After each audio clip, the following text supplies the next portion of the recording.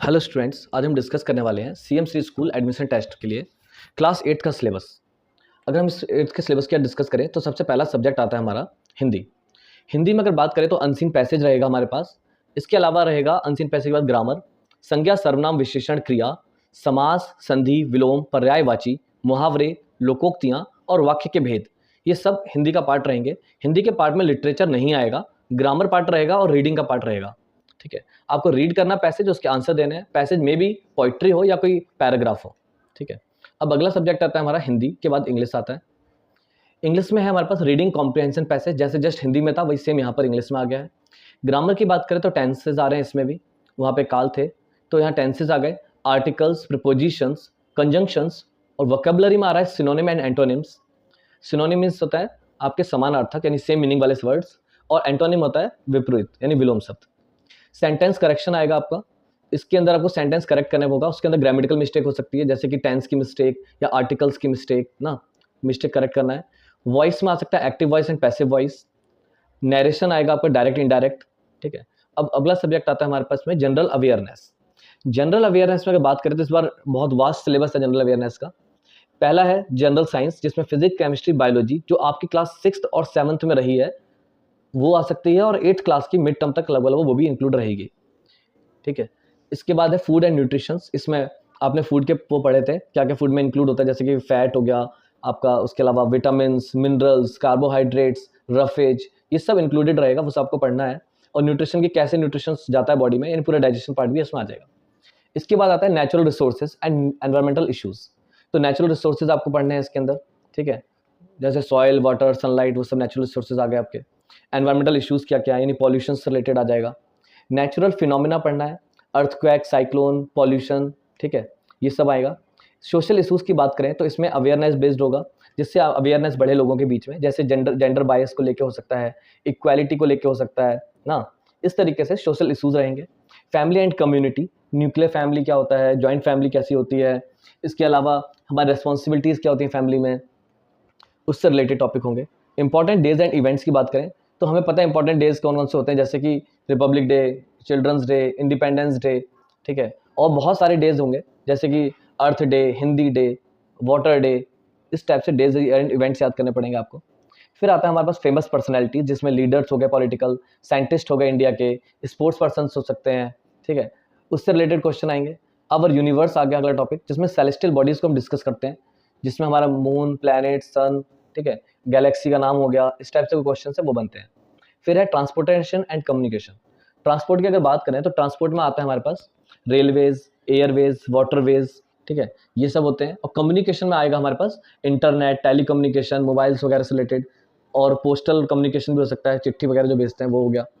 Basic civic science से related हो सकता है, जैसे बेसिक अगर सिविक्स की बात करें, पॉलिटिकल साइंस की बात करें तो इसमें पंचायत होता है हमारा, गवर्नमेंट रोल होते हैं, जैसे कि हम लोकसभा का क्या रोल है, राज्यसभा का क्या रोल है। ठीक है, और एमएलए के क्या रोल्स होते हैं। ठीक है, उससे रिलेटेड क्वेश्चन हो जाएंगे। प्लांट एंड एनिमल्स रहेगा हमारा टॉपिक, इसमें हमें इनका न्यूट्रिशन कैसे जाता है प्लांट्स एंड एनिमल्स का, वो पढ़ेंगे। ठीक है, इसके बाद अगला टॉपिक है हमारा ह्यूमन बॉडी। ह्यूमन बॉडी में ऑर्गन एंड फंक्शंस आएगा, और ये सेम 7th वालों का भी सेम यही आ रहा है। तो ऑर्गन फंक्शंस में ये है कि हमारे कौन कौन से इंपॉर्टेंट ऑर्गन है, वाइटल ऑर्गन्स, जैसे कि हार्ट हो गया, लीवर हो गया, किडनी हो गया, और आपका स्टमक हो गया, स्मॉल इंटेस्टाइन, इनके क्या क्या फंक्शंस हैं वो सब हमें रीड करने हैं, वो सब प्रॉपर स्टडी करनी है नोट्स बना के। इसके बाद है हेल्थ एंड हाइजीन। उसके बाद आता है हमारा मेंटल एबिलिटी, इसमें सीरीज रहेगा। सीरीज में number series and later series दोनों टाइप की होंगी। पैटर्न एंड क्लासिफिकेशन होगा, जिसमें हमें पैटर्न्स को फॉलो करना होगा, देखना होगा कि इन 3 में क्या पैटर्न चल रहा था, तो वही 4th में भी होगा। इस तरीके से हमें प्रिडिक्ट करना है और एमसीक्यूज को टिक करना है। इसके एनालॉजी होगी, यानी ये भी सीरीज टाइप के क्वेश्चन होंगे। कोडिंग, डिकोडिंग आएगा। इसके बाद आता है हमारा डायरेक्शन यूज, डायरेक्शन हमें बताना होगा। उसके बाद आता है पजल्स। उसके बाद है हमारा non verbal reasoning. Non verbal reasoning हमें करना है, इसी को हमें मतलब जिसमें हमें मिरर इमेज हो जाएगा, मिरर इमेज टाइप के क्वेश्चंस। उसके बाद हमारा आता है नंबर सिस्टम, जिसमें होल नंबर, इंटीजर, डेसिमल्स, ये सब हमें करना है। उसके बाद आता है factors and multiples. Factor multiples हमने क्लास 7th में भी पढ़े होंगे, वो सेम यहाँ पर रिपीट हो रहे हैं। तो फैक्टर मल्टीपल्स हो गया, एलसीएम एंड एचसीएफ हो गया। सिंप्लीफिकेशन की बात करें तो अब 8th क्लास में तुम्हारा बोर्ड मास आ जाता है पूरा, तो हमें बोर्ड मास का यूज़ करना आना चाहिए, सिंपल अलजेब्रा यूज़ करना है वो करना आना चाहिए, सो दैट कि हम एक्स की या वाई की कोई वैल्यू निकाल सकें। फ्रैक्शंस एंड डेसिमल्स को सॉल्व करना है। फ्रैक्शंस में हमें किसी चीज़ को पार्ट्स में डिवाइड कर देते थे, और डेसिमल्स में हमें डेसिमल की फॉर्म में लिखना, उसको कन्वर्ट करना आना चाहिए फ्रैक्शन की फॉर्म में। इसके बाद आता है यूनिटरी मेथड। यूनिटरी मेथड में क्या करते थे हम, सिंगल चीज़ की क्वांटिटी निकालते थे ताकि हमें जितने की चाहिए उतने से मल्टीप्लाई कर सके। इसके बाद आता था टाइम एंड वर्क। तो टाइम एंड वर्क में हमें वर्क से रिलेटेड क्वेश्चंस करने हैं। उसके बाद आता है परसेंटेज, प्रॉफिट एंड लॉस।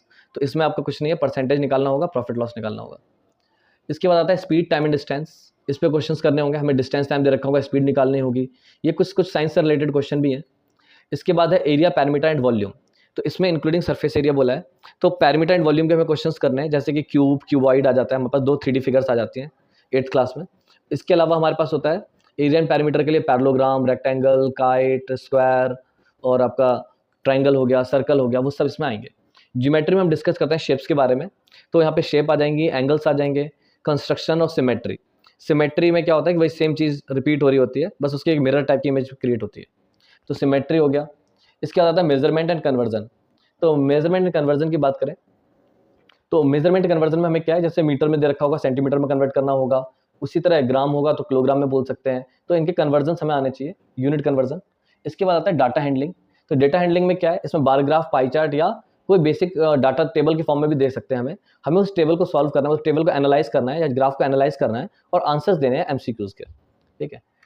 इसके बाद हमारा फाइनल प्रिपरेशन टिप्स है, revising everyday subjects, practice comprehension, grammar together. ये तो हम मिलकर ही करेंगे। 10-15 क्वेश्चन डेली मैथ के सॉल्व करेंगे, EVS के अपने नोट्स बनाएंगे, GK के भी नोट्स बनाएंगे, साथ साथ सॉल्व करेंगे रीजनिंग एंड पजल क्वेश्चंस और प्रैक्टिस करेंगे ग्राफ और पाई चार्ट बेस्ड क्वेश्चंस। ये बहुत इंपॉर्टेंट है क्योंकि ग्राफ कई बार ऐसे होते हैं इन पे 3 या 4 क्वेश्चन आ जाते हैं सेम ग्राफ पे। बाकी बैलेंस स्टडी बना के रखना है, प्रॉपर रेस्ट करना है, जो कि तुम कर ही लोगे, मुझे ट्रस्ट है। तो ऑल द बेस्ट, स्टार्ट करते हैं कल से क्लासेस।